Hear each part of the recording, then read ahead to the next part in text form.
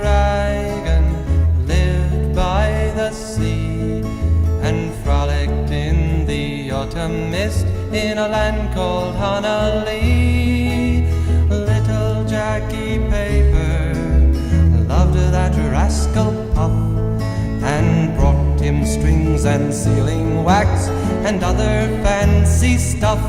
Oh, Puff the magic dragon lived by the sea and frolicked in the autumn mist in a land called Honolulu.